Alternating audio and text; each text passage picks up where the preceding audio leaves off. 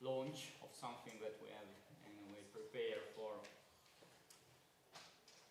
2 years of real activity in the project, and before that also a couple of years of preparing the project, the application, and so on and so forth.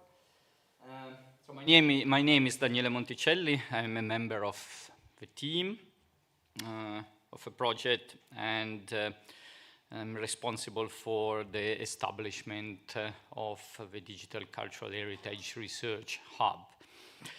So I'm happy to greet you on behalf of all of us, and very short, it's already here, okay, very good. Just shortly to introduce you to the program of today. We'll have greetings from university people. Then Marek and I will a bit present the DIGHT-Hub, what it is, what are the aims and the planned activity. And the, so to say, academic part will be ended by a roundtable about the digital cultural heritage in transition, and this will be followed by a reception in the Astra building foyer, where you will have also an opportunity to visit small but very nice exhibitions which combine the material part of Lotman archive with a first attempt to show what can be done once this part has been digitized. Yeah. So, but without further ado, it's my pleasure to call here Katrin Nicholas, who is the Vice Rector of Tallinn University for Research, for a brief address.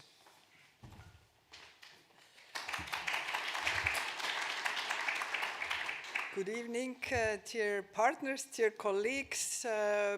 I'm very glad, always very glad, if our researchers have been successful in launching projects, applying for funding, and finding the eager partners to actually work with us, because as a small nation, a small university, we can only be influential as we wish, or even a bit more when we really cooperate and find partners all around the world for all our academic endeavors, and with the cultural focus of our research, it's indeed one of our main missions in Tallinn University. To I was just today morning in our government building, as we are also working with the local governments, that this cultural heritage would be actually accessible, that people, also young people who seem to be a lot in digital devices these days, but yes, we need to, it's our responsibility to make it happen, that in these digital worlds also the actually the high value cultural heritage is available, explained, and made accessible for the not only for our generations, but also the young people, so that this mission with doing a solid research, but also focusing on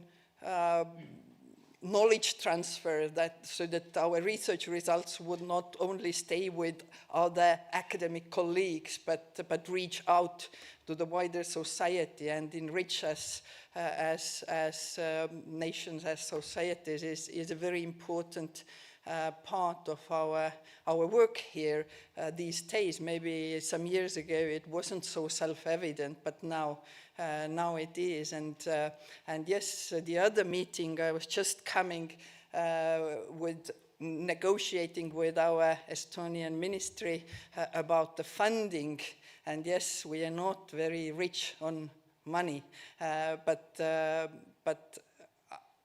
we achieve a lot because we are rich otherwise.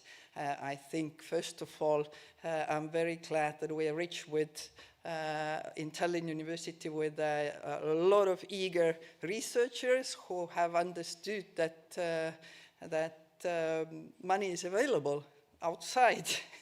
and we have learned together with partners, and so that's the other richness, that we have partners all around the world with whom actually to go and present our good ideas and to bring in the money.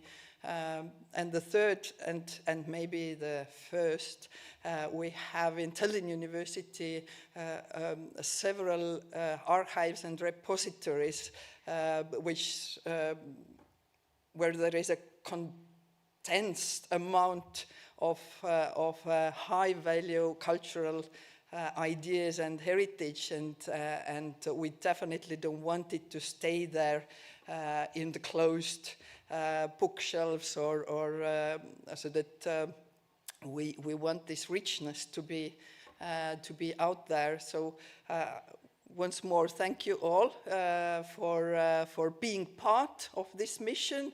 Thank you for coming to Tallinn, and I hope I already know that you have done a lot of work already, but most importantly, I see this launch today is giving a promise that it's not that when this project, winning project, ends, that it's all and we start to do something else, that this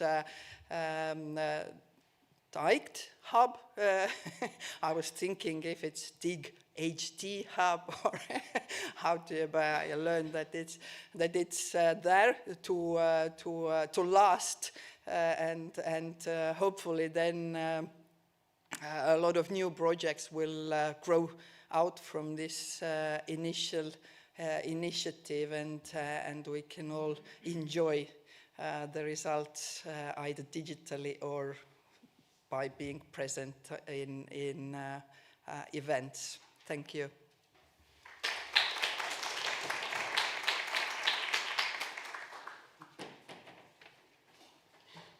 Welcome to Tallinn University also on my behalf. We agreed with Daniela, I'm introducing myself. My name is Ülikool, I'm head of School of Humanities, where the hub is more closely based at.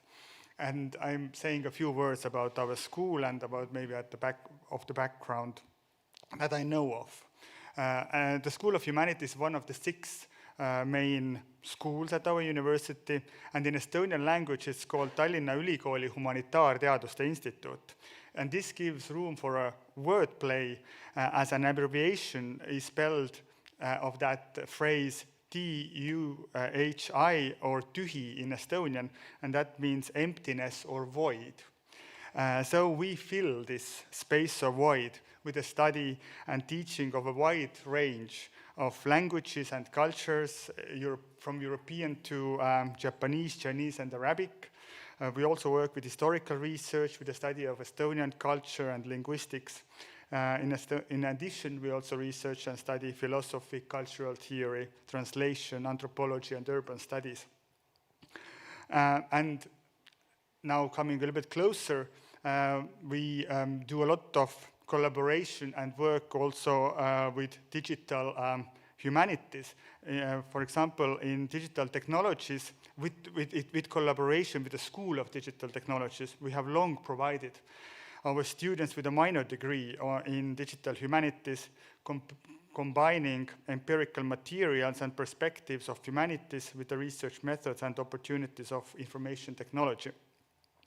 So we see ourselves as quite early adopters of the ongoing artificial intelligence turn. And this year, under the guidance of Marek Tamm and Andres Karjus, we launched a new course for all our BA students dedicated to exploring the significance of AI in humanities research, including cultural memory practices. So now, this is there, and we have really done quite a lot, and I think we are at the forefront of the artificial intelligence turn in teaching at university. But also, across all the areas of our study and research, semiotics has a persistent intellectual presence. While not taught as a separate degree program, it is taught and researched alongside languages, and it is reflected in our research on meaning-making across societies, cultures, especially in cultural theory and history, teaching and research. Therefore, it is especially nice to see that the potential of the intellectual encounters between Umberto Eco and Juri Lotman is brought to a next level with the current DIGHT-Net initiative. So the current Horizon Twinning project marks hopefully indeed a true twinning of both Lotman's and Eco's archives, theories, and heritage.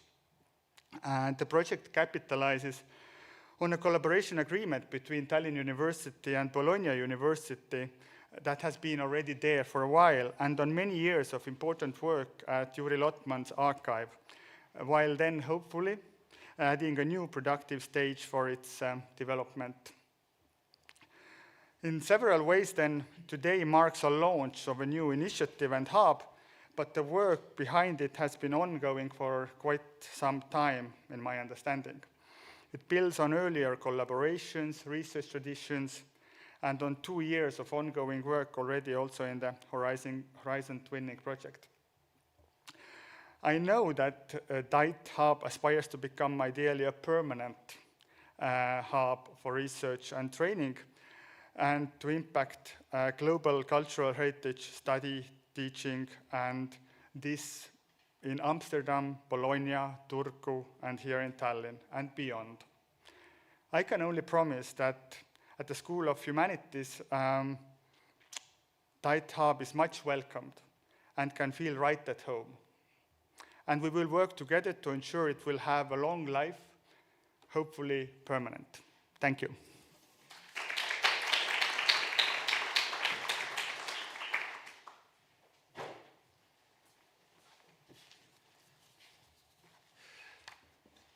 So it's also my pleasure to welcome you to this public launch of DIGHT-Hub, and I'm also very grateful for these kind words of the Vice Rector and Director. So in the next 15 minutes, I'd like to do 3 things. It's already there. So first, to give a short overview of the DIGHT-Net project, within which the hub is being created. Second, explain why the study and especially the theoretical understanding of digital cultural heritage is so important today. And third, say a few words about the specific conditions we have here at Tallinn University and why we are committed to developing this field here. So DIGHT-Net is a 3-year Horizon Europe Twinning project. Its full title is Sustainable, Usable and Visible Digital Cultural Heritage, Twinning for Excellence. And as been said, the project brings together 4 universities, Tallinn University as the coordinator, the University of Bologna, the University of Amsterdam and the University of Turku. And our common goal is to strengthen research excellence and capacity in digital cultural heritage at Tallinn University and to integrate this work into a strong European network. There are 3 core strands to DIGHT-Net. First, to establish the DIGHT-Hub. We are witnessing today an institutional home for digital cultural heritage at Tallinn University. Second, to develop a twin digital archive focused on the legacies of Juri Lotman and Umberto Eco. The idea is first to digitize Lotman's archive, almost done, then to build a prototype of his digital archive, and finally to make it scalable so that Umberto Eco's digital library and archive can be created in the future, using shared technical architectures and metadata frameworks. And third, to advance a theoretical and methodological framework for digital cultural heritage grounded in semiotics and culture theory. We want to understand not only how to create digital archives and platforms, but what they do to our concepts of heritage, memory, and interpretation.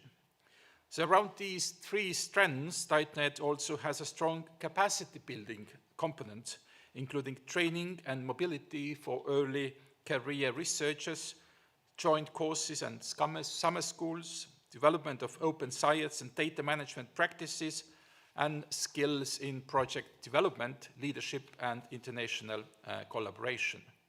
So we have also a small visual representation of the project structure, having 6 work packages, and in the heart of the project we have Digital Cultural Heritage Research Hub and Lotman Digital Archive and ECO Digital Archives, all feeding into sustainability, research capacity building, and visibility of our network. So let me now turn to the why question. Why do we need a hub and a research network dedicated to digital cultural heritage in the first place? Many scholars talk about our current situation as digital condition, a state in which digital technologies are not just tools we occasionally use, but the very environment in which we think, remember, communicate, and work. One of the most profound consequences of this is a change in our relationship with the past. Our memories, archives, and heritage collections are increasingly created, accessed, and circulated in digital form. Secondly, the materials of the past become part of evolving data flows. They are processed, ranked, searched, recommended, and recombined, or remixed. What we can see and what we are gently pushed to forget is increasingly shaped by technical infrastructures and algorithms. In this situation, simply digitizing cultural heritage is not enough. We also need to ask, what does digitization do to the heritage? How does it change the way we remember and forget? How does it affect authority, ownership, accessibility, and the politics of visibility? In other words, digital cultural heritage is not only a technical matter, it is a deeply theoretical and even political issue. Across Europe and in Estonia as well, we have seen important investments in digitization. Memory institutions are scanning, cataloging, and uploading collections at an impressive scale. New data spaces and portals are being created. But there is a noticeable gap between this technical and institutional effort on the one hand and critical theoretical reflection on the other. This is why we emphasize theoretical work. We need concepts, models, and critical vocabularies that match the complexity of our digital condition. And now the third reason to theorize digital cultural heritage has to do with broader societal and political stakes. On the European level, digital cultural heritage is increasingly understood as a strategic resource. It supports education and critical historical thinking. It underpins creative industries and new forms of cultural production. It contributes to democracy by making diverse histories and voices visible. And it's crucial for smaller languages and cultures like Estonian that seek to be visible and accessible in a global digital space. At the same time, digital heritage can easily reproduce inequalities. Some histories and communities become hyper-visible, others remain marginal or are excluded entirely, and the choices about what to digitize, how to describe it, and how to make it searchable can reinforce existing power relations. So digital cultural heritage is not neutral. It is shaped by economic, political, and technical decisions. This makes research and critical reflection not a luxury, but a necessity.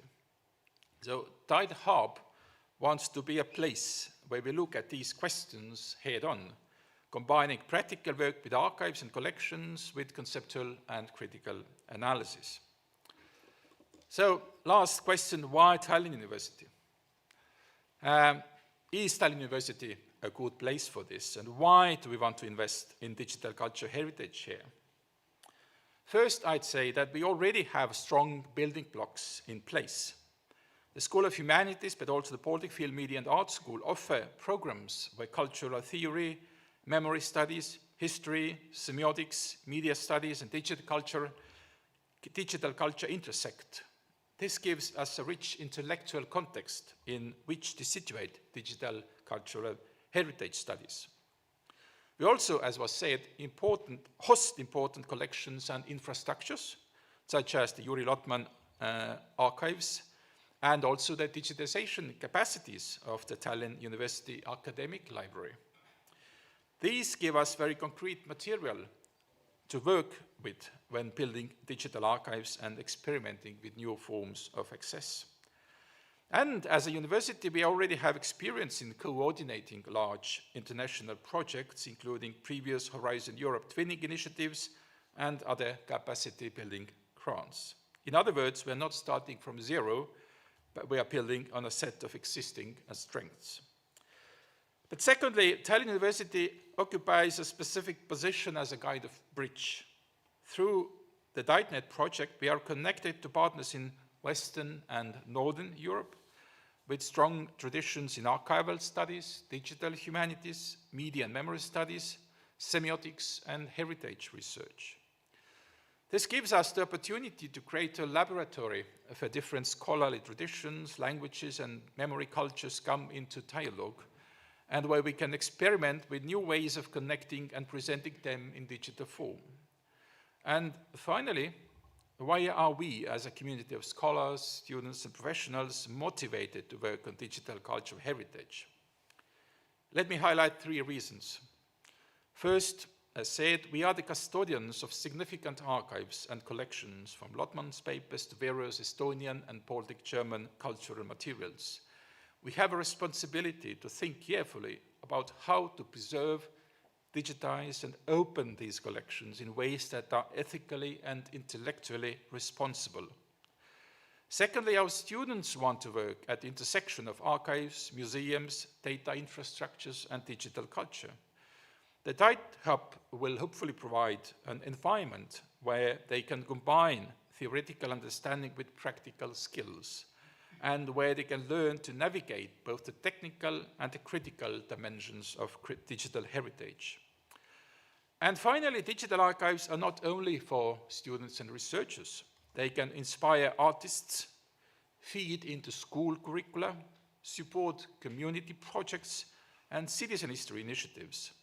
The DIGHT-Hub aims to work with users and not only for them. So, to sum up, DIGHT-Net as a project gives us the framework and the partners, and DIGHT-Hub provides the institutional home. And our work on digital cultural heritage gives us the concepts and tools to understand how our relationship to the past are changing in the digital age.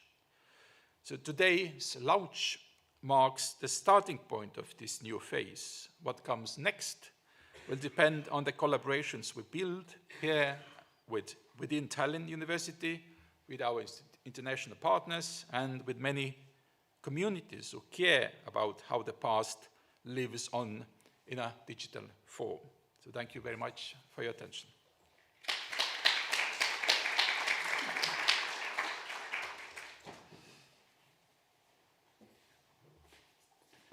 Okay. Yeah, I will get to the...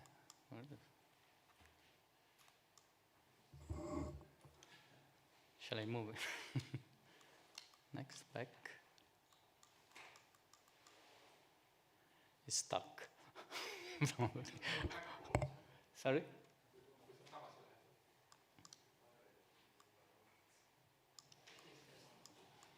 Kuhu ma pean seda sihtima? Okay, but yeah, I mean, okay. I think, yeah, we can start and proceed. And actually proceed because, yeah, the slide is there. Because it's an interesting, actually intellectually interesting experience, because on the one hand, we have this, so to say, institutional moment that we are launching today. But on the other hand, this institutional moment is a result of a process. And actually, we don't see so much difference between what will be the institution and what has been the project. So that the idea is to make, so to say, permanent what we have done so far. So, and of course to widen it. So you will see some images of a possible DIGHT-Hub logo. It's not something that we have discussed, so that you don't take it seriously. Just I played a bit with AI, so that. But it's interesting. Actually, we have also a reflection among ourselves. What is an hub? Is it a platform? Is it a network? Is it, I don't know, a rhizome even, or whatever? But about the DIGHT-Hub, so to give a tentative, so definition, what we imagine it as. So the DIGHT-Hub is an initiative which is international, interdisciplinary, which is a platform which connects researchers, practitioners, policymakers, and citizens working in the field of digital cultural heritage. As I was saying, that's something that we are already doing in the project, but so the idea that it's to increase the number of connections at a certain point. Yeah? So what is the aim of DIGHT-Hub is to advance research and innovation in preserving and understanding the cultural heritage via digital technology. And for us, as we heard already from actually Katrin and Uku and Marek, it is an important strategic development, which pretty much relate with priorities in the development plan of Tallinn University. So the core objectives of the project, here it's a bit cut, the slides, but it's no problem. Basically, to develop this network, to create this node of a network which should coordinate the activities, connecting partners via shared events and research and funding. It will be a project incubator, so acting as an initiative for new joint research proposals and international cooperations. It will work with the aim of integrating research into education, into teaching, so developing new courses and other tools for education. And of course also resource development. So we will start from this, from the digitization of a Lotman archive, from this prototype of the twin Lotman and Deco archive, but the idea is also to provide open access guidelines on digitization, data management, responsible uses of AI, which will be based on our research. Well, we have a few knowledge sharing activities that we have already started to practice within the project. The doctoral schools, we started this year, which has been a very successful doctoral schools with a lot of interest from, I would say, all over the world. We will continue with that. We will continue to organize thematic workshops and conferences, and also monthly seminars. And an important aspect of the activity of a hub will be the public outreach. Yeah? Now we have been focused pretty much on research, and but still we have already organized workshops with practitioners and representatives of different institutions, and this will be more and more in the future. So well, the key issue is the sustainability, and there we put this, Yuri Lotman is watching us, so what are you going to do with, with my stuff, and how long, basically. So yeah, we have used this word permanent, Suku was saying that let's hope it will be permanent. But yes, we imagine it like this. But on the same time, we would have to permanent the word light and flexible. So we don't have, it won't differ, so in any remarkable way from the presence on network, in the sense we won't have a hard, so kind of institutional organization with a lot of workers and so on and so forth. But this will be based, of course, on a strong partnership with Juri Lotman's semiotics repository. It's ongoing knowledge transfer to students and researchers, and also continuous dialogue with international peers, and expanded post-project collaborations, so that here is a bit of three pillars of sustainability. One, the first is the engagement, to build a community of students, researchers, and also cultural institutions to contribute and advocate for the hub.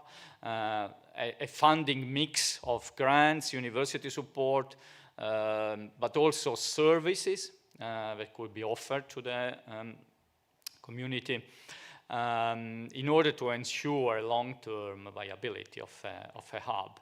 And of course, we will work a lot on visibility, so how to communicate impact through successful stories, publications, and so on and so forth. So to sum up, the DIGHT-Hub is intended as a pioneering research hub in digital cultural heritage at Tallinn University. It will focus on collaboration, education, and innovation, and will be committed to open, sustainable, and interdisciplinary knowledge exchange.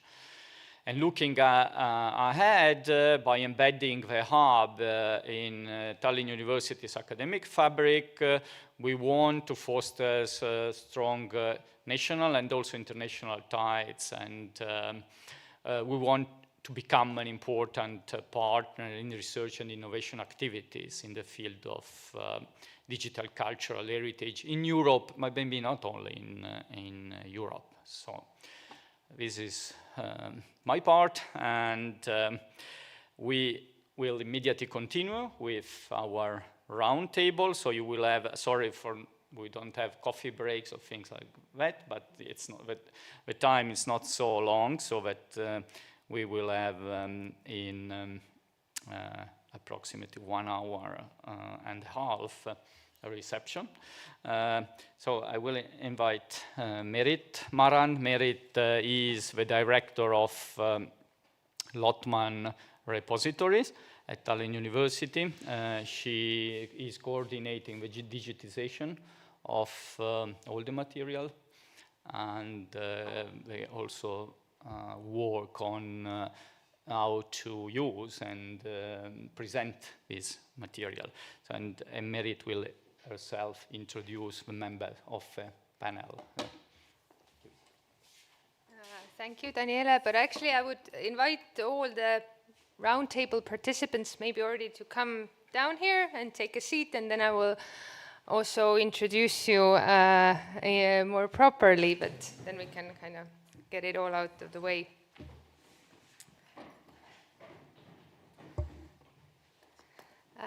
So, yeah, sit here.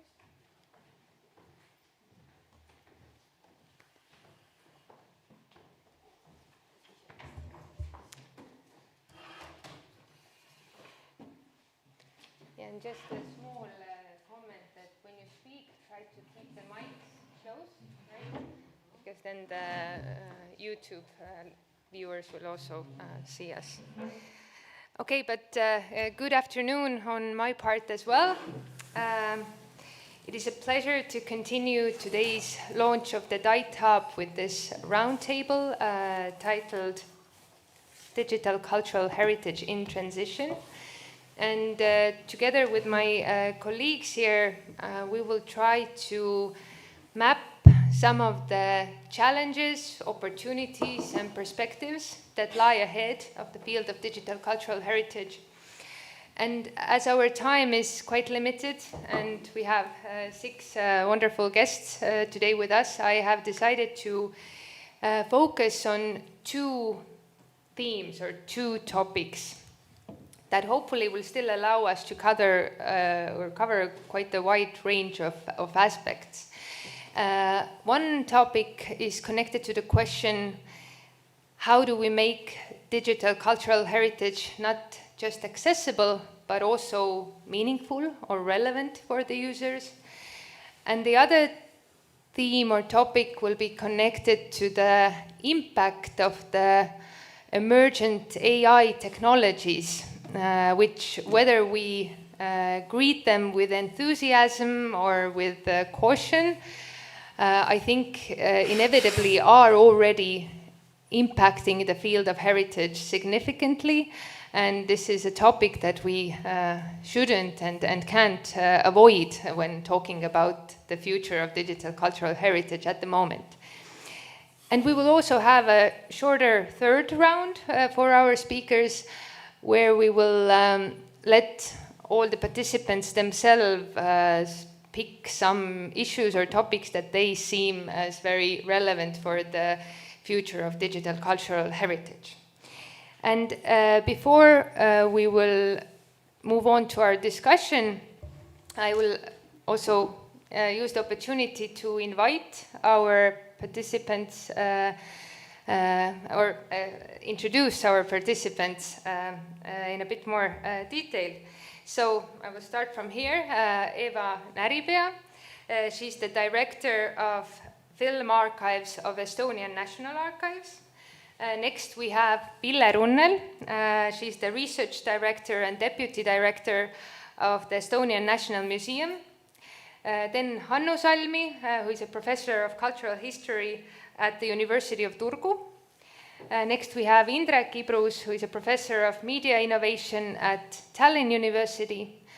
Then next to him is Francesco Mazzucchelli, who is a Professor of Semiotics at the University of Bologna. And finally we have Ihab Salul, who is the Professor of Memory Studies and Narrative at the University of Amsterdam. So, first of all, thank you all for agreeing to participate here. I will now try to lower the table a bit so I can be actually on eye level with all of you.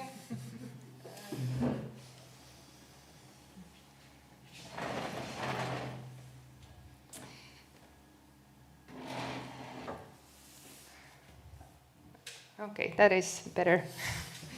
So, with this excellent group of perspectives around the table, I think we can jump right into our first topic. So we have now more digital cultural heritage than ever before, and the volumes continue to grow. But this abundance also brings a very basic challenge for us, namely how do we make all this material relevant and not just available. So I would like to hear from you what in your experience helps digital collections become something people can truly connect to or connect with, and also maybe is this even something that people working with digital collections should be responsible for making relevant or making meaningful? So let's start with Eva, your perspective. Thank you. And first of all, thank you for the very kind invitation to be part of this very esteemed panel of experts. I am not an expert of anything, and that is something that I kind of learn every day. But here are, when you extended me the invitation, there were a couple of things that I thought. First of all, the notion of digital heritage, maybe it's a little bit too wide, in a sense that we need to keep in mind that the cultural heritage is actually a set of discrete elements or even artifacts with their very particular characteristics, and I think that part of what to answer the question what makes them relevant has to keep in mind that specificity of different objects, and I mean, cultural heritage is, after all, something that is both multimedial and multimodal. And secondly, I would say that being inspired by Robert Stam, who has written a lot on film theory, including a history of film theory,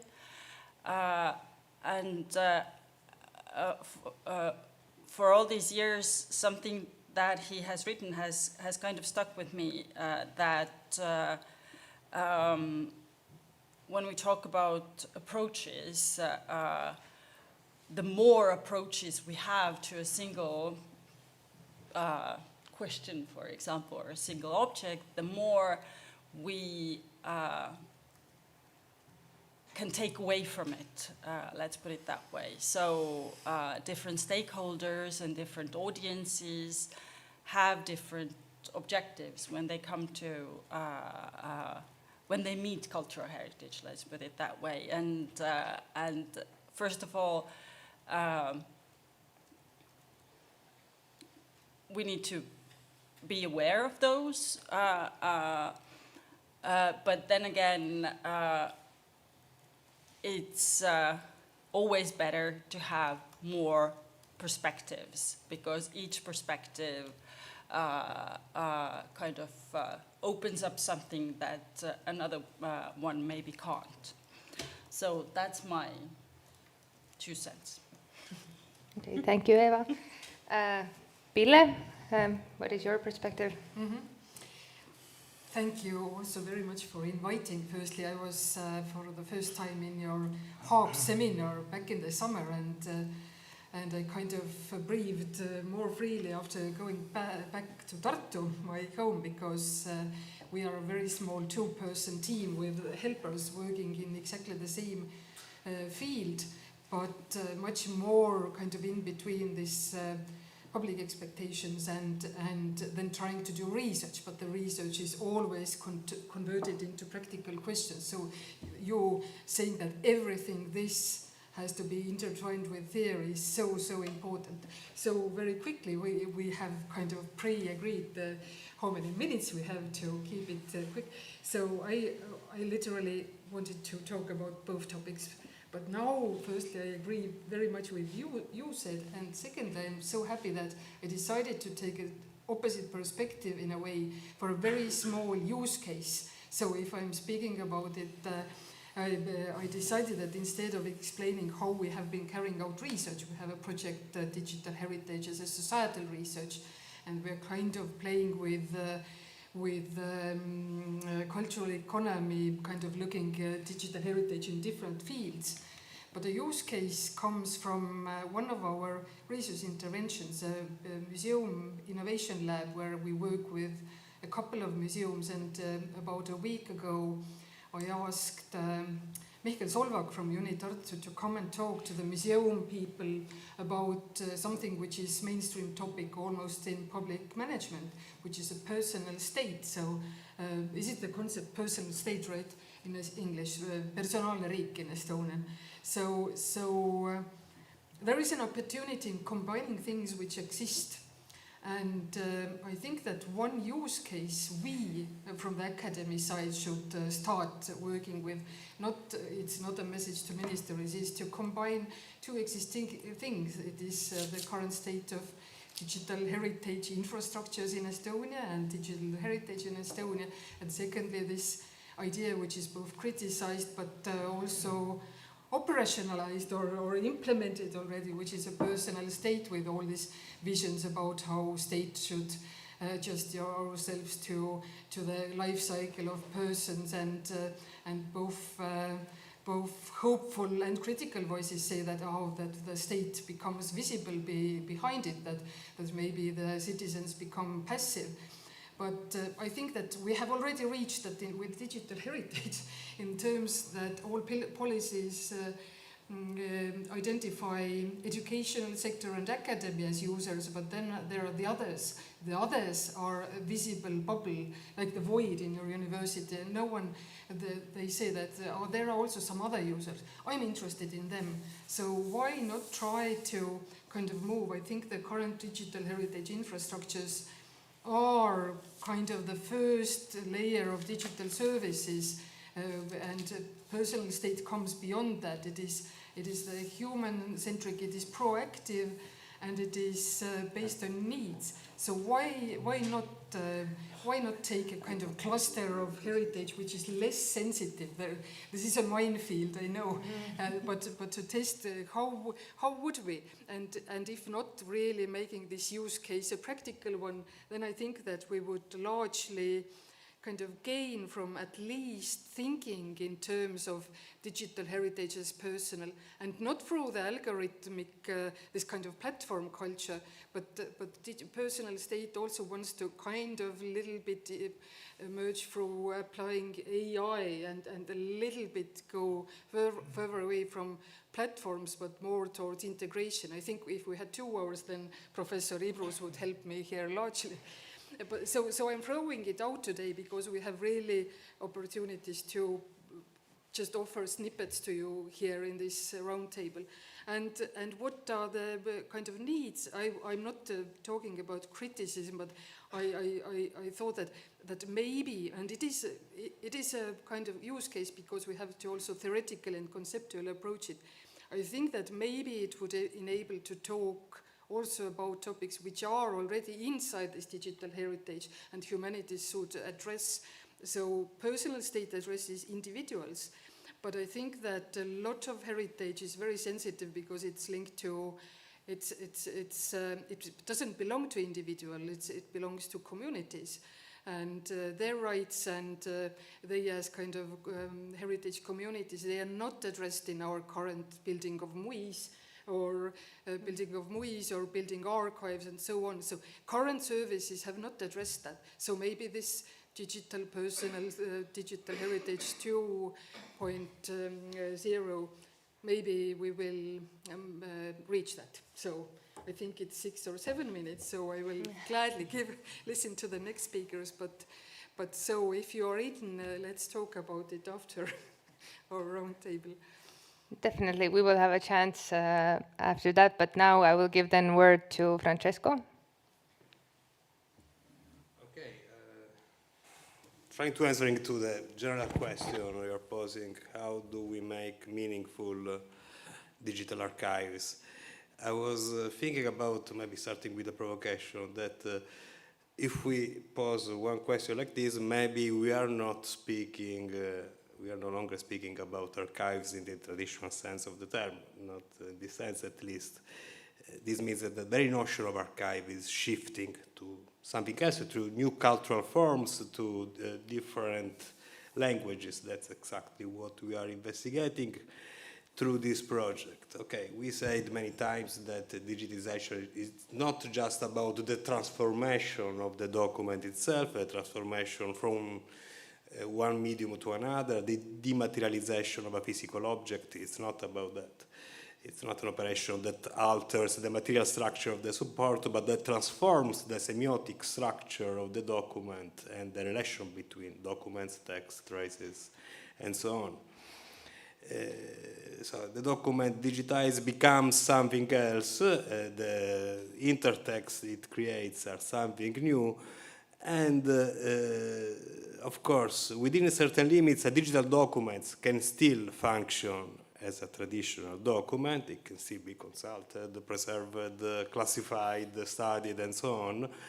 But at the same time, it enables many other things. That's exactly what we are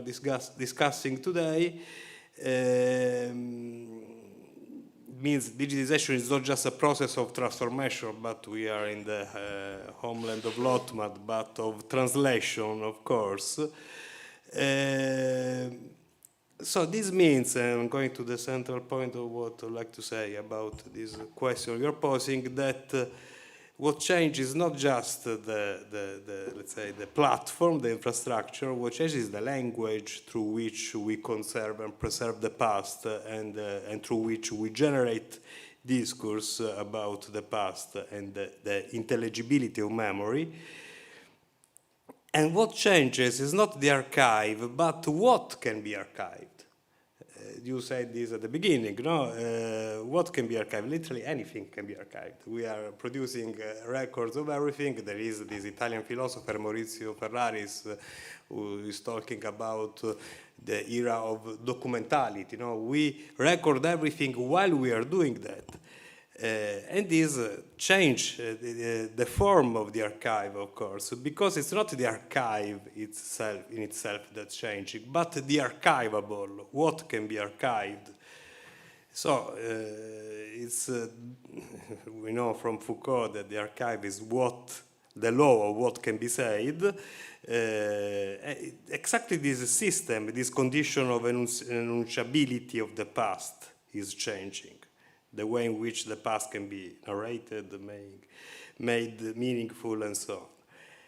And it means that somehow maybe we are using, because it's more comfortable to us not to use the same word, archive, but we are watching this transformation, this creation of a new mass medium, because the digital archive is becoming a mass medium somehow.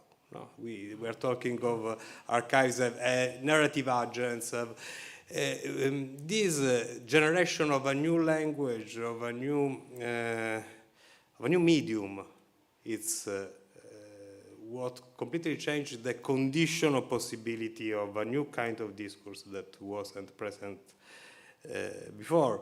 And what you, in the text you sent to us to orientate our answers, you were talking about this tension of the gamification, aestheticization of the past. That's actually what's happening. Digital archives are not anymore about preservation and transmission and building a platform to preserve documents, but about building generating new portions of the same sphere.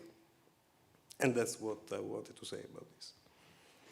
Okay, thank you. But in all these transformations taking place currently, there is another one that has emerged quite explosively, and it's the transformation that AI technologies are bringing to the archive, and the way we not only interpret but also produce archival materials and process archival materials. So I would now turn maybe our question towards exactly this, the AI topic, and ask that in your view, which changes that this AI turn has brought about, which changes do you see as most significant for the field of digital cultural heritage particularly? And maybe we can start with Hannu. Okay, thank you so much, and congratulations for Tallinn University for launching the hub. I think it's important to mention. Okay. There's so many things that could be said. I mean, first of all, we are now in the middle of a wave of different AI applications, and I think it's also important to remind that AI has a longer tradition. So we have already for decades had an AI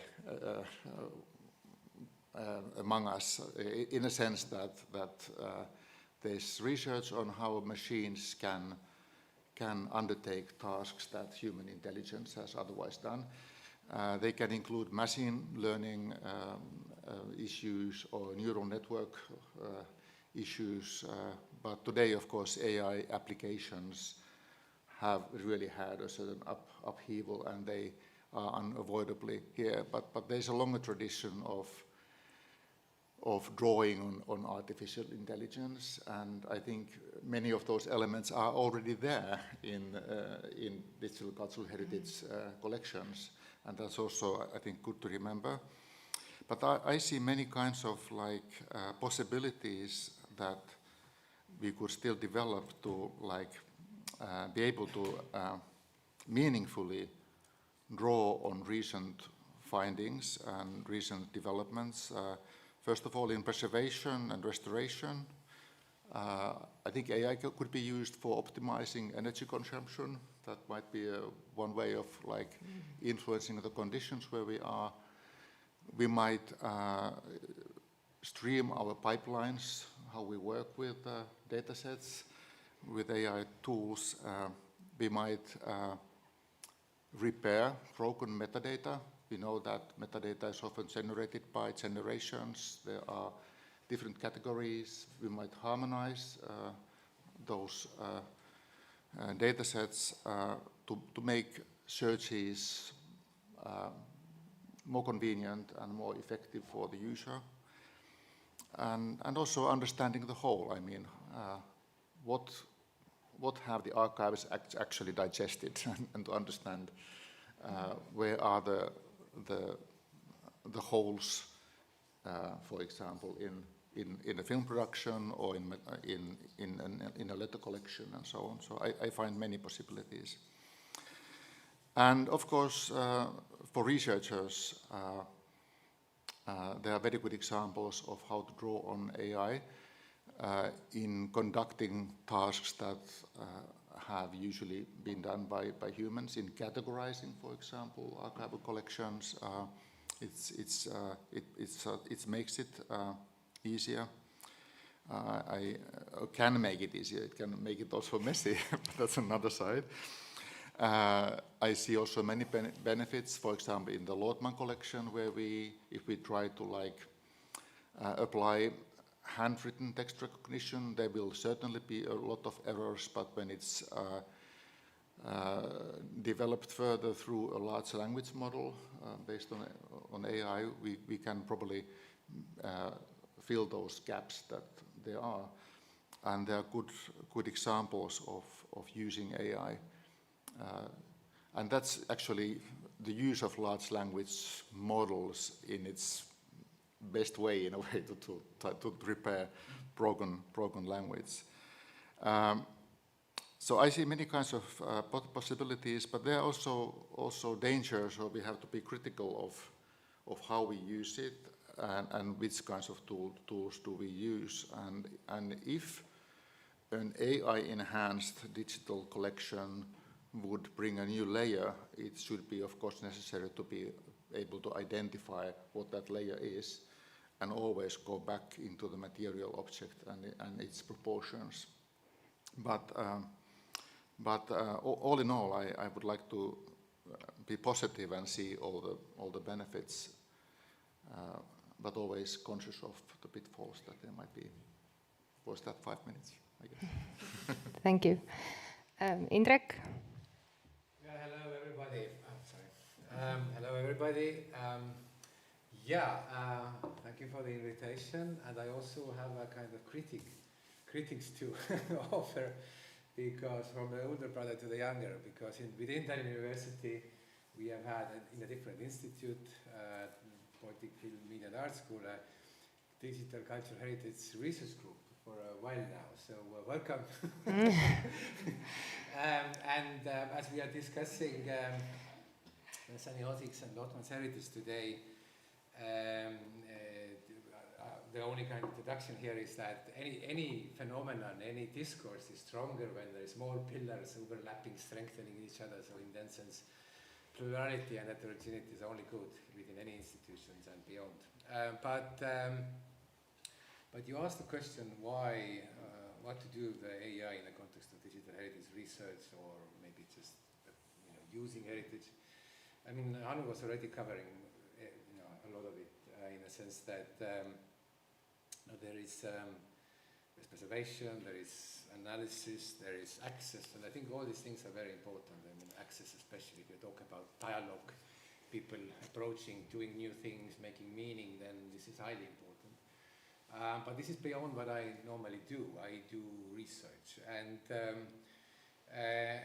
when it comes to, I would like to connect this question that you to the question you also asked first about the role of archives and what kind of archives, etc. Then I'm actually teaching Marek here. Marek Tamm is curating a BA level course about digital humanities, and my job there is to lecture to the students about how to research digital cultural heritage.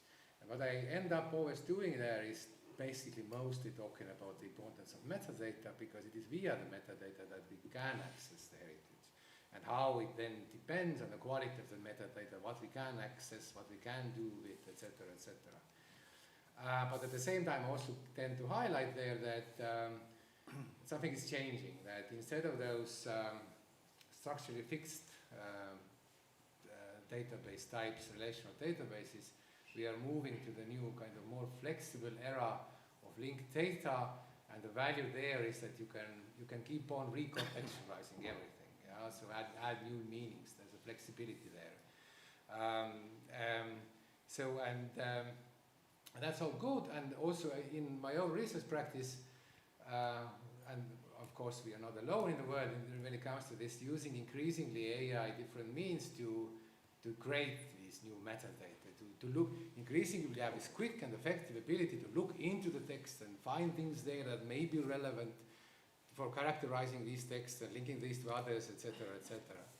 And so personally I'm busy with that day in, day out. Almost every day there's a meeting of how to do it, etc. And again, as we are discussing semiotics also today, then what we have in this case is the modeling function. Yeah? Constantly trying to create new models, explain what's in the text, how they're connecting to each other, what new wholes, entities, subsystems, etc. emerge.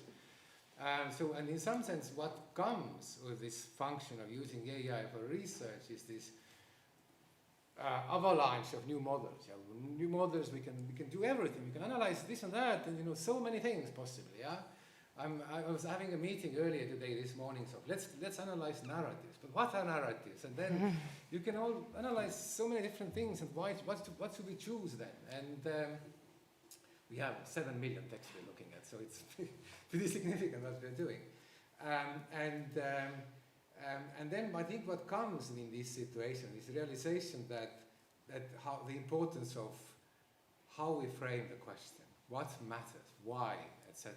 And with this, we are back to what humanities do.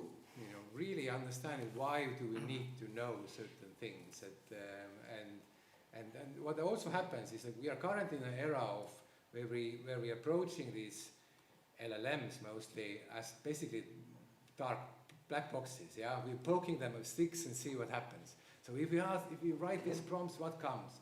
Okay, so I don't know. This prompt, we need to probably phrase this a little bit differently. And okay, now this prompt is nice, but if you put this to work on 7 million texts, it's going to cost us 100,000 or more euros. So we need to use a different model and try to do it more cheaply. And so we keep on poking and adapting, etc., etc. And this is all good, but I think what really is matter, what this brings to realization is not only the phase where we need to be really critical and understand why we're asking certain and how much it may depend on the nature of how a particular machine is working, but also the realization that this cannot continue like this. This is not okay. Yeah, so it's not okay that we just poke the machines and see what happens, but we need to make these machines a lot more transparent. We need to get control over him, and this is the political economy dimension here that in Tallinn University we're having these conversations that, yeah, we need to build up our own, high-performance computational parks because we need to run our own models because then we are in better control over things. So, yeah, we are in this, right now we are in this strange phase where opportunities, there's so many opportunities, you can do so many things possibly, but of course you cannot do so many things. As humans, we also have limited hours and limited attention scapes and so on. So we need to kind of domesticate these machines, in every sense. Yeah, these are my 2 cents. Thank you, Indrek. Ihab, your 2 cents. Thank you. First of all, I want to thank Tallinn University and also congratulate Tallinn University on the launch of this important initiative. I think this will help also to develop the whole field of digital cultural heritage, not just scientifically, but also in relation to the practice of digital heritage, especially in Estonia. As Marek said, this is certainly an important milestone in European field of digital heritage studies. My 2 cents on AI is that first of all, I would like to be a bit critical about it. So I'm not very positive, as Hanu said. I would like to address actually a few things from a humanities theoretical perspective. I'm not a technician, but I think about it from a conceptual theoretical frame. It would be nice to have an AI of me sitting here and telling you what I think, but I don't know how that works. Anyway, I think the whole problem is the relationship to the past. I see that actually as the major problem in all kind of projects dealing with digitization. I think there's also a kind, due to what Eva said, the wide concept of digital heritage also generates a lot of kind of tensions around not just the method of what we do, but also what is the product of what we pass to other generations, or how we deal actually with this whole knowledge. So I think maybe just few flags of warnings. Maybe we shouldn't only think about the digitization of heritage per se, but also think about the heritage of digitization. At the same time, this whole idea of taking digitization for granted certainly needs to be a question. The second thing is maybe to think about a small warning, what Indrek said. I would say don't lose sight of humanities, because we are not, we are a specific science, let's say, as humanities, so don't lose sight of the humanities approach. In other words, don't sell your soul to the devil, in the sense of think about hermeneutics, think about philosophy, think about the concept or expanding the concept itself. These are actually the core businesses we do. It's not just producing the machine or following the machine or filling up the machine. It's also about the knowledge production, the epistemology of the creation of knowledge. That's very important. Especially in relation to what Francesco, for example, mentioned, the whole idea of the what. What do we archive? Actually, what he means by this is this whole idea of selectivity of knowledge that we bring into our projects. Like we select certain knowledges and we say, okay, this is the history and this is the experience, etc. And that influences a lot of questions around the agency of the people, or also think about the generational shift. Like our societies, for example, in Europe are per se aging societies, but we have actually a generational shift, like most of the young people who actually are users and consumers of digital frameworks. But what do you do with the other categories of societies? For me, that's an important question. To think about aging societies and what do we do actually with these kind of old generations who miss the boat. Some people actually still can't use emails, yeah? So this is important to understand. And also in relation to the whole generational shift, is that basically, yeah, what do you know about history? If you don't, like the whole production of epistemology, if your whole source of knowledge is Google, which is 25 years or less, I think 25 years, September 4th, 1998 or something.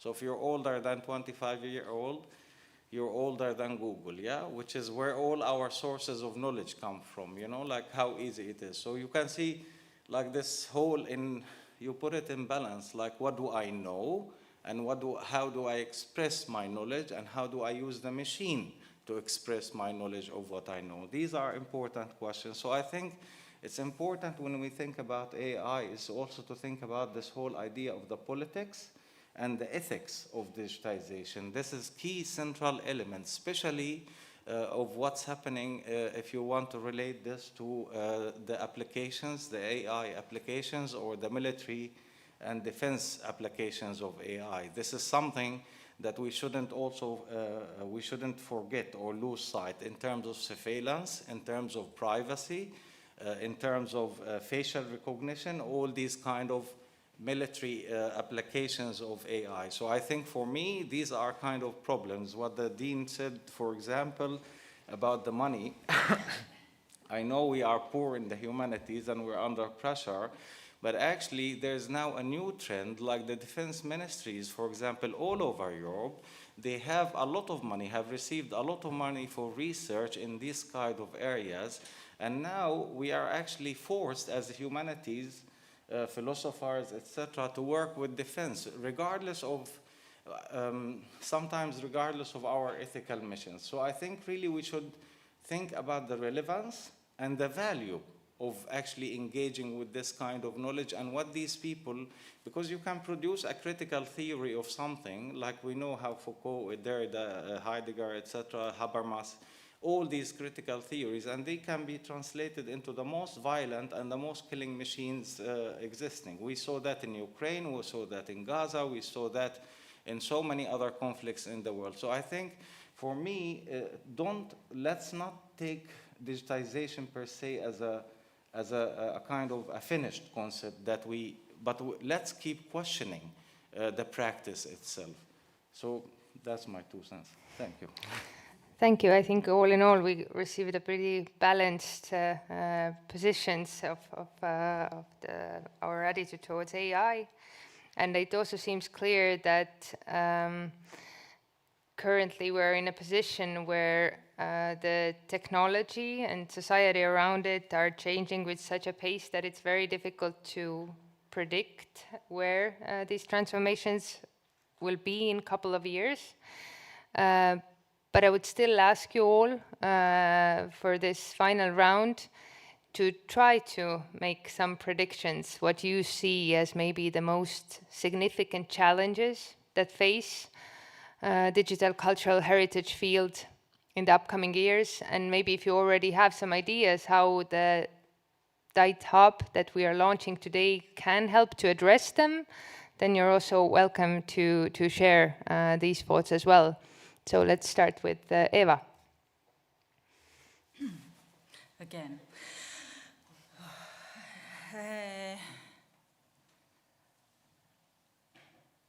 I would say that I was very glad to see the word permanent on one of the slides, because digital is very ephemeral. And this is coming from a practitioner, make sure to back up your stuff several times over, and be prepared to lose it anyway. Yeah, I don't know if I have anything else to add, actually. That's a very good and profound advice, I think. So thank you. Ville. Yeah, that was a perfect one-sentence message. I'm lost in what to pick up with as a very short thing, because I still have some notes. Firstly, it is obvious that there is fragmentation now in this digital heritage field, because universities and our sector and museums and archives and tech partners, they still actually operate quite separately because of the speed, because of the silos which have been developed carefully for years and so on. So, but now also in public debate you hear this ecosystem word even too much, like every sentence contains it. But we are not an ecosystem, so how to become one and what defines it?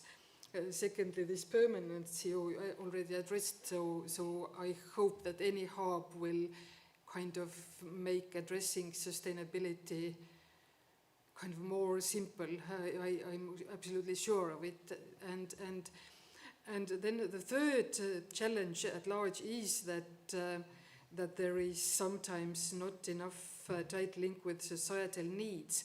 But here is, of course, where the devil also lives, because I'm speaking now as a practitioner, as you can hear, because when we're talking about these public values, then I was in a EKIP workshop. EPIC is Innovation Platform for Creative Industries, a project, and Tallinn partner was responsible for cultural heritage in innovation ecosystems. The words they operate with at large is, EKIP described itself as a collaborative platform designed to boost the development of innovation capacity in ecosystems, to include the cultural and creative industries. Here the vocabulary, in these kinds of collaborations, I think also your institution's vocabulary is kind of missing, but definitely humanities. So all this usability brings in different vocabulary. The agency shifts. I'm in this project where the agency has shifted. Social relevance becomes something utilitarian relevance. Yet there is a practical need where I invite you to join, not only theory and conceptual, but in Estonia particularly, it is very clear that this system where on the one hand is governments and secondly are our institution, there is a midfield missing. Midfield is this kind of not choosing practical challenges, but having also these conceptual dialogues. And humanities voice has to come in here. There is also a chance, of course, to all kinds of labs with you, all kinds of collaborations, all kinds of use cases, tests, and so on. But this kind of join this level. In Estonia, we are so small lab that we can do it all together. Shortly, I would have 2 pages to talk about it, but please. Thank you. Hannu? Yeah, there are many kinds of things. I actually agree with DIGHT-Hub that we have to have clearly in mind those research problems that we have in humanities. I think it's valuable in all of this mess where we are living. So I think it's highly important. But I was actually there are like tensions that have to be solved in the future. I don't predict future, but I think we can make it together. But there are different problems. Also the issue of permanence. There's nothing permanent in the digital world, and it's like a garden that needs watering all the time. And that's one of the issues, that whatever we construct, we have to be able to maintain it. 5 years, 10 years, that's already long, because all the software and libraries will be renewed and so on. So it's very difficult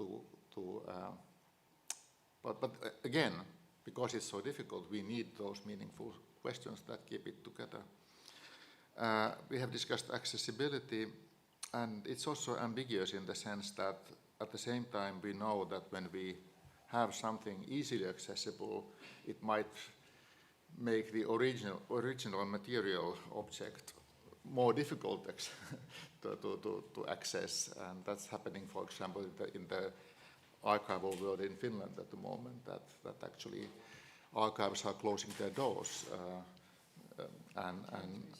and museums, and that's something that we have to struggle. And so the digital cultural heritage, it's not alone. I mean, it somehow influences the way we see the non-digital, and how to integrate that meaningfully in the work that we do in the digital realm. I think that's something to consider. And probably one way would be to concentrate on heritage as a process or heritagization. So why to do this, for whom, to have a more kind of a social approach to the work that we do. Probably that might be. And the last point, if this is Lotman-centered, we don't have an ecosystem but a Lotman system, and probably the launch could be, the hub could be Lotman inspired, that it could actually promote research in everything human, and not only Lotman himself, but other fields of research that inspired him. Okay, thank you, Hannu. Indrek. Yeah, I was thinking about this question we have over permanence. Sure, of course, there's no permanence in a digital sphere, but we should strive towards that. What I mean by that is that this is me putting my kind of political economist or infrastructure person hat on, is that yet there are institutions out there that are building, that are there to provide societal or public value exactly by trying to, as I said, confirm certain or secure certain permanence. And this means, especially in the context of currently in the European Union, there is a whole bunch of initiatives that are out there securing either availability of data or, let's say, standard space, systematic organization management of data. And of course, European Union in this context also highlighting the valuable, let's say, public institutions such as Wikidata, yeah? So in this sense, any heritage institution as they are building new data sets, new databases would need to think through how are we going to publish where exactly so that it's available to others. And this is again very simple principle because everybody says that, but let me just highlight this once again. That make sure it's well interlinked, well standardized using systems that can be, so that stuff that you do can be used by others. But I would also again accord here or with Anno that in the sense that me too, I'm part of a whole bunch of various kinds of initiatives, AI that, heritage this and whatever, and there's a lot going on. So the question is, what can this one hub in Estonia add to that? But I think exactly we can build on the particular path dependencies heritage here, Lotsman and in Estonia and ECO in Italy, and to make sense of how could heritage be used or remodeled according to the, I don't know, semiosphere logic or the ideas that come from these perspectives, and this way propose an alternative or a different view to conceptualize and organize heritage and to see what comes from that. So heterogeneity is a value, and we have something original contribute to this heterogeneity, and we should, go for that. So. Thank you. Francesco? I'm also following this line on permanence. That's the main issue when talking about archives. When Eva was mentioning the problem of digital documents not being permanent, I was thinking about that beautiful novel, do you remember, by Stanislav Lem, I don't know the title in English if it's correct, in Italy, it's Memory Found in a Bathtub. I don't know if it's the same, in which imagine a world in which paper disappears from the world. So all the libraries, all the archives completely, for a chemical reaction, there is no paper at all. So the most dystopic scenario in which every document immediately disappears. And this, to say just, I agree very much with Anu when he says that permanence, there is nothing permanent. Permanence is something that we build up, with this image of a plant that we water, and this idea of permanence is beautiful, really, it's very poetic. And this links to what I was saying before. Every historic era builds up its idea of permanence. We are building an episteme of permanence that's different from what we were thinking before. And so, maybe, I don't know, talking about future scenarios is probably, I didn't say this clearly enough before. I didn't mean to say that archives are changing, so the old archive is not surviving. We have old archives. We have also another new things that is the archive as a mass medium. That's happening. We see that we are studying this since 1 year, and we saw many examples. And in a way, this probably will, since permanence is something that's moving and shifting. Probably future scenario will be a scenario in which the fetish for the document will disappear, or maybe there will be a hyper-fetishization of the document. So these are possible trends.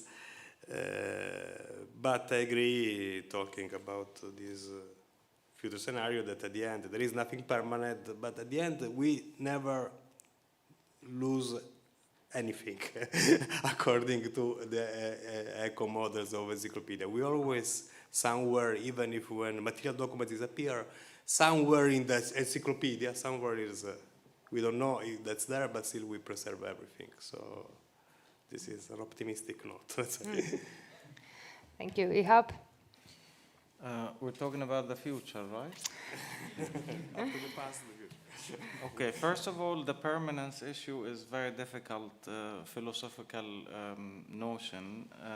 So I think this is like young forever, you know, the limitation of these kind of ideas, or living forever, or more immortality, etc. No, that's a worst case. But anyway, the whole idea of immortality, I think I agree with Indruk here, is that we are humans and we have a limited capacity. So actually that's an important thing, thought to keep in mind, that actually the technology, there is no technology can be forever. There is nothing called permanent technology. The book industry, the printing industry, when the rise of the novel came, for example, we thought that the printing form was also a kind forever. You see what I mean? And now we are moving into different trends. So I believe in the dynamic form of the technology together with the limitation of the human being. So this is also the human condition, I mean, yeah? So that's also important to understand. But for me, the main challenges in the field, and maybe why this kind of hub can do a better job if it combines the humanities and the scientific and the technological at the same time. For me, maybe just to the major challenges is that we should be careful of assuming that digitization, the whole notion of digitization as preservation. So the whole positivistic notion of digitization, avoid that, but also bring in critical perspectives, paying attention to tensions. This is very important to keep the tension alive and to keep the questioning. The second challenge, for example, and why this hub can be meaningful also in a different way, combining these multiple perspectives, is the aestheticization and the entertainment idea of heritage. And I think, okay, how do you develop meaningful meaning? Because actually meaningless meaning is also a meaning. So actually what you need, everybody can produce meaning, but what we need is meaningful meaning. So I think that's also, for me, the intellectual philosophical challenge about the whole, it's not just a theoretical thinking, but it's also like a logic, you know? So I think this is also important to keep in mind. And the third challenge is the whole idea of the vulnerability of knowledge production in the technological age. So think about now, AI books, for example, AI essays, and also for me as professor or as university, I don't even have the tools to verify who wrote what and what is intelligible science, what is variable science or vulnerable science or meaningful science. So for example, checking the validity of the students' essays now is a huge problem. For me, as a professor, I'm being asked actually to go back to basics, to have like a Q&A oral examination, you know, one-on-one, instead of written examination, because the whole writing is not valid anymore. You can imagine how this is complicating our lives. You see, it's making the lives of the students easy to cheat, maybe, and to pass, but we don't have the knowledge. So this is really important. And think finally, I want to say something on the whole idea of the social and political economy. I think for a country like Estonia, I know you're a small country. In the Netherlands, we are also a small country, 18 million, but we're still small. But also, I think there is a whole idea of globalization and thinking about the whole condition, the technological condition as a global condition, which is actually not purely accurate here, because actually the access to the internet, for example, globally is very minimal.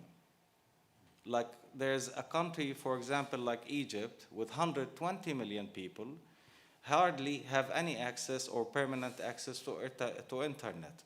So you can imagine like you can think from a European and US and Western standard about technology, but is this realistic? Maybe you can keep it in a context. If you say, okay, this is for Estonia, maybe it's valid, but I don't believe generalizing the technological condition everywhere in the world. Most of Africa don't have internet nor electricity. So I think this is also important in terms of the social economy of technology and the whole political economy, in terms of class, in terms of equality.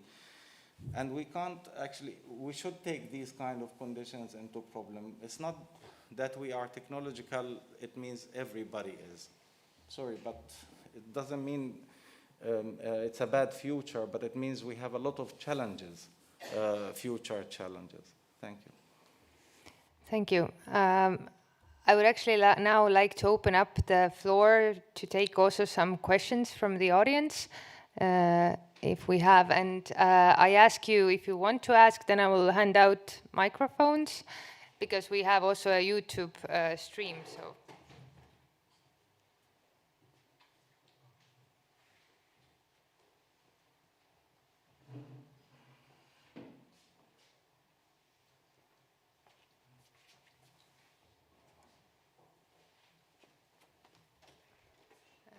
Can we turn them on? Yeah, okay. Thank you. So do we have questions from the audience? If not immediately, then maybe I will start also just by commenting Ihap's last ideas. I think also like this, making a really clear-cut distinction between what is created by AI and what is created by a human being nowadays in this digital context or digital environment maybe even doesn't make so much sense. It's a very, it seems to growing into a very dialogic meaning making between the platform, the AI, the human. And so, although I understand the very problematic side of this from the perspective of the teacher or the educator as well, then there's also, I still think, a big promise to this dialogic kind of nature of this communication. Or I don't know if you agree.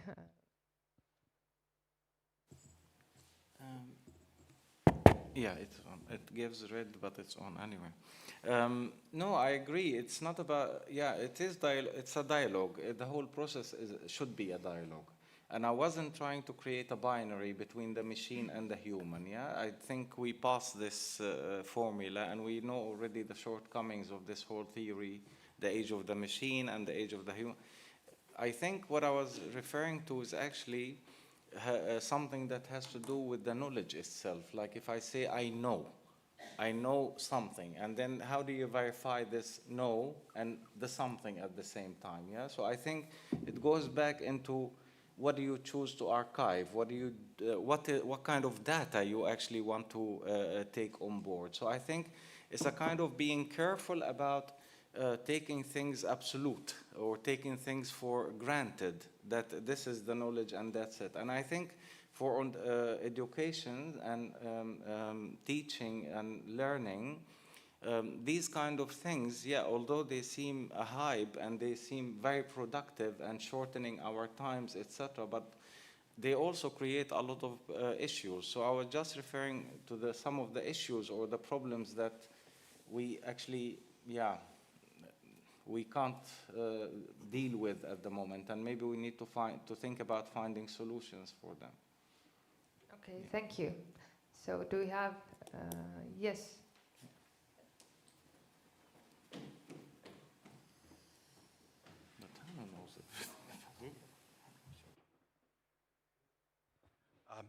Right. I have a somewhat, I guess, maybe a depressing question. But with a lot of this AI, large language models, the research is being driven by private companies. These are Silicon Valley startups, like OpenAI was started by Elon Musk, and then he found Sam Altman as the partner for that. And then they pay sort of top researchers in large language models much more than universities can pay, even places like MIT or Caltech or so. And then as universities, we are kind of playing catch up, that they've inbuilt this randomness, what Indrek was mentioning, that you put something in ChatGPT, it's a black box, it doesn't give you the same answer every time, and then we kind of need to study, oh, why does it do that, even though it's a human created system. And yeah, I agree, it's kind of not a nice situation to find yourself when you're in academia. But my question is kind of related. How would you see private corporations and private interests affecting digital archiving or things like that?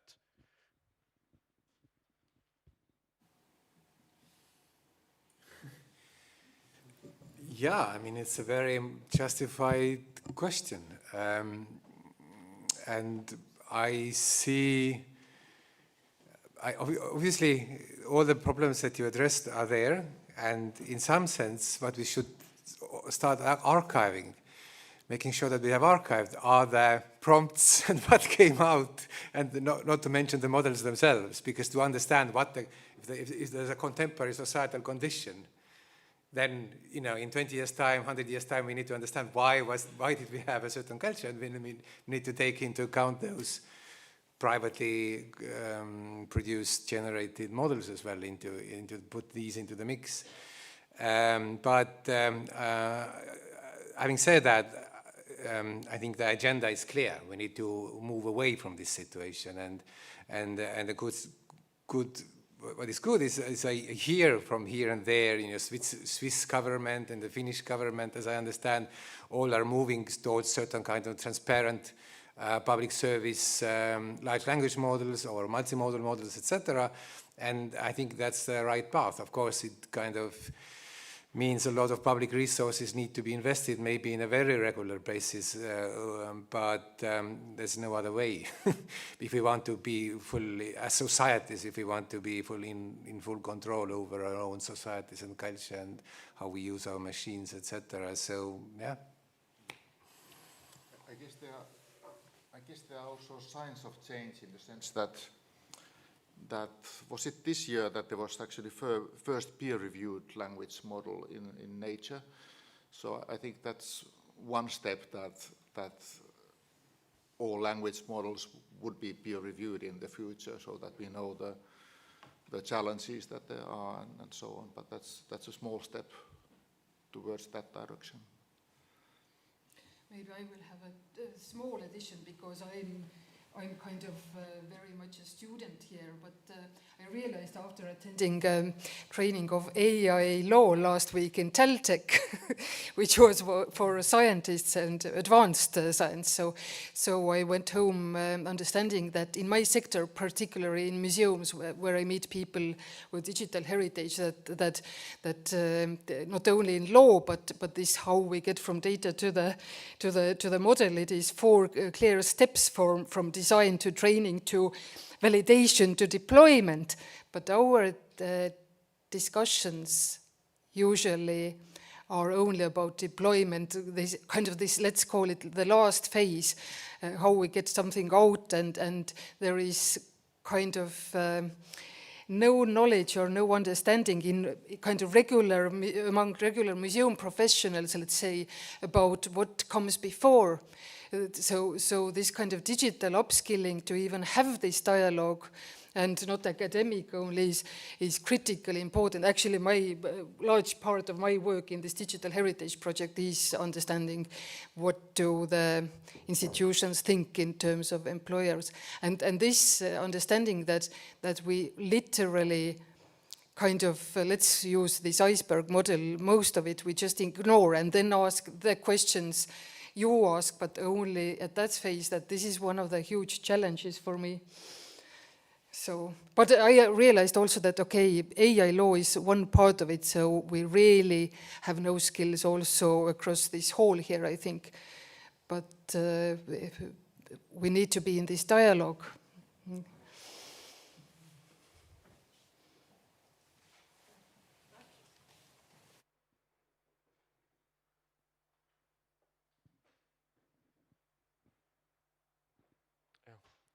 Thank you.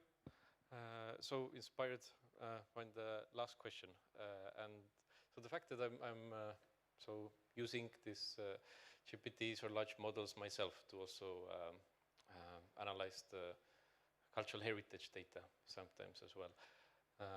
Also, like, you know, where does the cultural heritage data start from, and then everything becomes a cultural heritage, right, or is in a way. But the question about it also related to the privatization in a way that so whenever I would run these models to ask a question, to study something at a scale, right, so we have lots of text, lots of images or something, then especially as I'm doing it in, I would say actually on a basic level, I don't have mathematics background or statistics or things like that really strong. So I cannot build, train myself such really good model or think of sort of really good pipeline. I would rather go the easy and pretty much state-of-the-art way that, you know, I would use these big GPTs and these models. And so it seems that in academy, maybe even more so, that if you don't have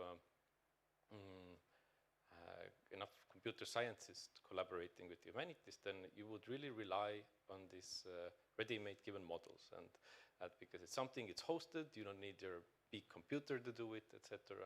But of course, what it means that we are becoming more dependent on these models, but at the same time, it gives us this freedom to do this new sorts of research on scale, which is quite beautiful. And also that sort of demands of what your skills in this computational analysis need to be. Technical skills are actually, you know, it's becoming less and less because much is done online for us in a way. But yeah, the question is exactly that, where is the sort of the optimality in there? That, so if we pay for these companies and we use their services, but in return we get this great new perspectives of our cultural heritage data. So what is actually where is the optimality in there? That on one side we might become really dependent on these companies. The more we popularize these methods, the more academic funding would actually go there. But on the other side, then we would just have to maybe not use these methods or so on. So I can clarify more, but basically the question is that how would you approach this problem, and where is the optimality in there? Where's the optimal line? As a researcher, I noticed that it's always very difficult to use methods that I cannot explain to others. I mean, if I don't know how the machinery works, it's very difficult. So there is a kind of, for me, an optimal level might be rather low. I have to be able to explain how I have done the research, but that's true. We are in a situation that I don't know how it really is, but ChatGPT gives an API possibility, but then there are more closed systems, and then there are open models where the results are not so good. I might go to the open ones, although the results are not so refined, but we are in a certain controversial situation.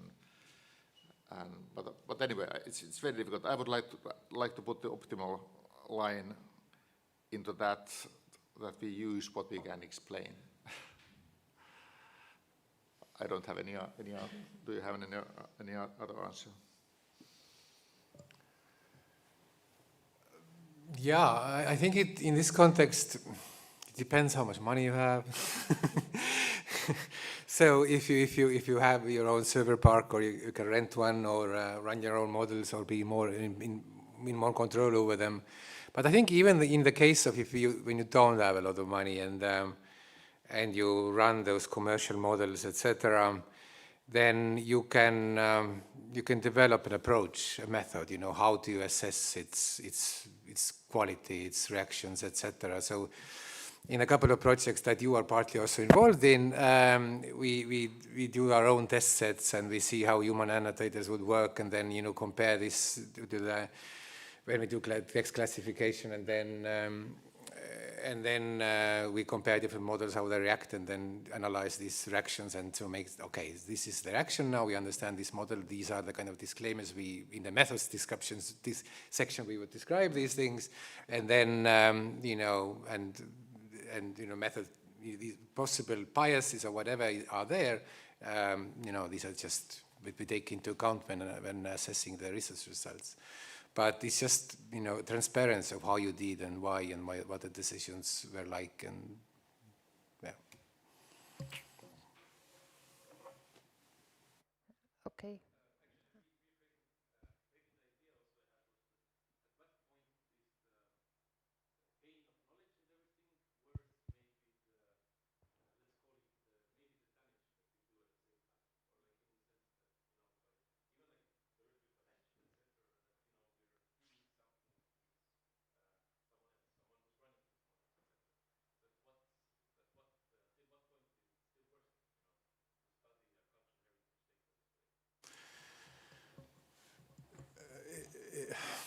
It is a very good and justified question.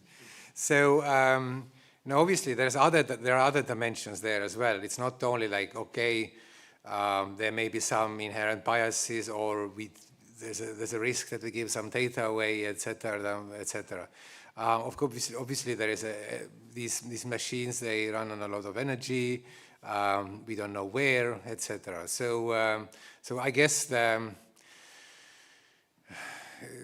currently the situation is that I think it completely would make sense that on these grounds, especially when you cannot analyze them, you don't have the data in terms of energy expenditure and the effect on the environment.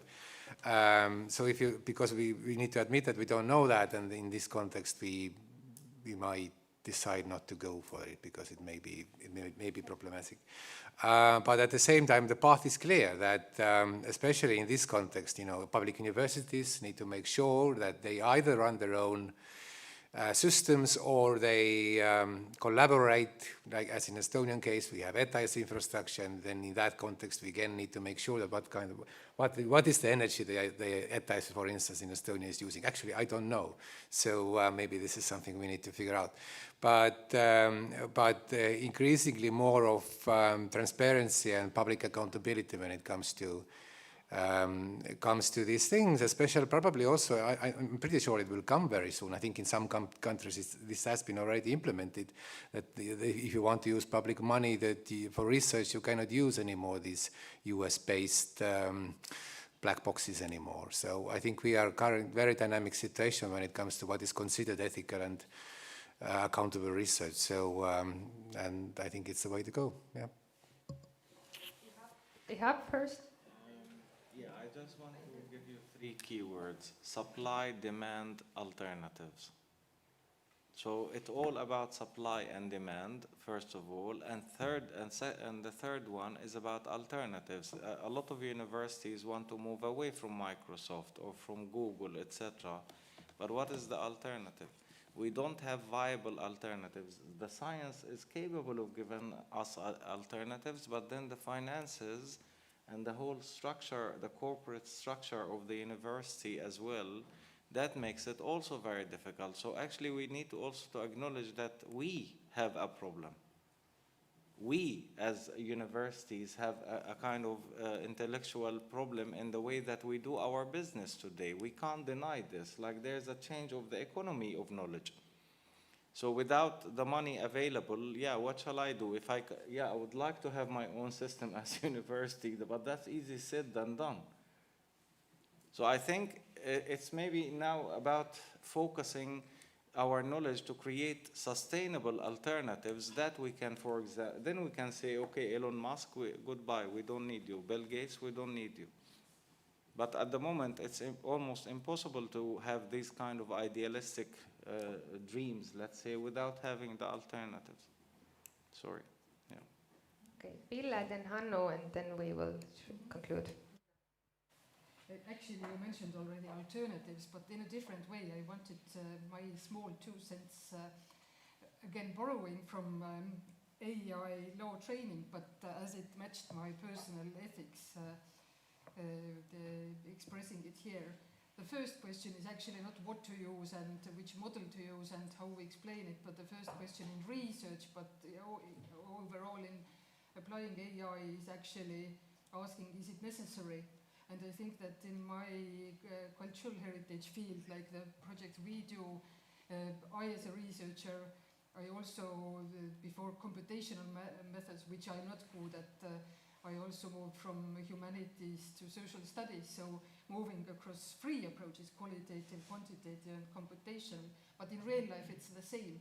Like if museums want to display something fancy and do a little bit research, and AI gives this entertainment moment only, then it's not ethical, I think. So it actually starts from asking very clearly, do we need it at all? And only then we get to this project where it's clearly needed and do discussed. So to keep it short.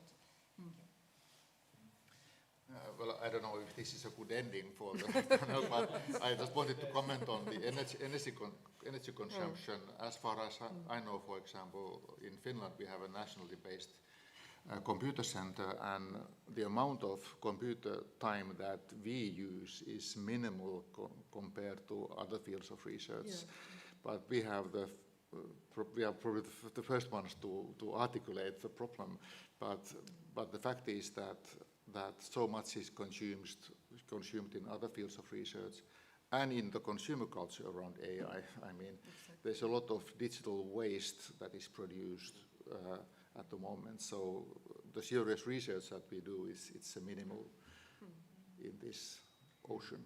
Okay, thank you, Hannu. And luckily, it's actually not the ending. It's in a way only the beginning, because we all invite you all now to join us to continue these conversations to a festive reception in the Astra ground floor atrium, where we will have time to discuss these things till 9 p.m. And in order to keep the conversations going, as Daniela already mentioned, Juri Lotman Semiotics Repository, together with some colleagues from Twinning Project, has prepared a small exhibition. And I just want to take the chance to emphasize that what you will see there is not our vision of a digital archive or how it should be built. It's more exactly of this trends and aspects in digital cultural heritage that, in our opinion, deserve more reflection. So, although based on the materials of Lotman's archive, we exactly propose it as you know, discussion points throughout the evening. So I invite you to explore and enjoy the evening and reception. So thank you once again to all our participants of the roundtable, and thank you also for joining this launch today. Thanks.